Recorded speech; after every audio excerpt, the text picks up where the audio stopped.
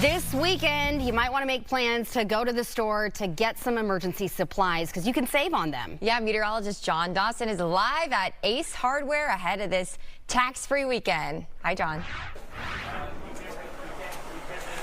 Hey guys, yeah, I'm at the Cypress Ace Hardware, and I like how the state is calling this. They're calling it a emergency preparedness sales tax holiday weekend. I like how they kind of frame it that way. And it's actually a 3-day weekend. I want to remind you that it's Saturday, Sunday, and all day Monday. You're going to be able to save on that. Again, I'm at the Cypress Ace Hardware. This is Nick.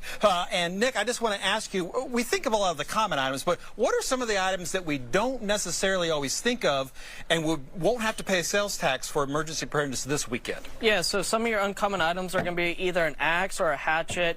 You also have ice packs as well. And then also a lot of people forget about doing tarps and getting tarps for themselves. And I, of course, like to focus on some of the basics. Like, I'm always a big fan of batteries. That's not even necessarily emergency preparedness, but buying batteries this weekend, no sales tax. Flashlights and lanterns, that's another big one. So what are the popular items that you're seeing? Yeah, so most of those are going to be a gas can, and you also, a lot of people, coolers as well.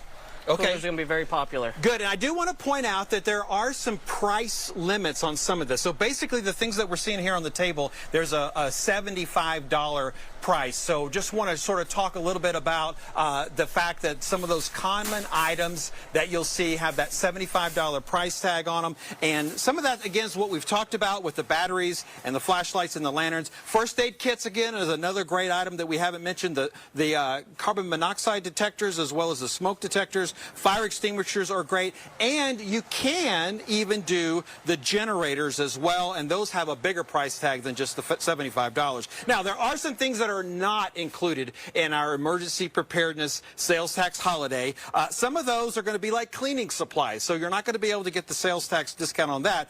And careful on your camping supplies, like the flashlight and batteries. Those might be used for camping, but tents and camping stoves, those are not going to be included. And I wish chainsaws were included, but they're not including the chainsaws. That's going to be one of those bigger items. But I definitely want to talk about chainsaws a little bit later on. So that's what our focus is going to be when we get to the 6 o'clock hour, is we're going to talk about generators a little bit more. So in the meantime, kind of plan ahead. What do you need and what can you find maybe this weekend and even on Monday that you won't have to pay at least that sales tax for in the state of Texas? Yeah, this is a great weekend to get all those supplies. Thank you, JD.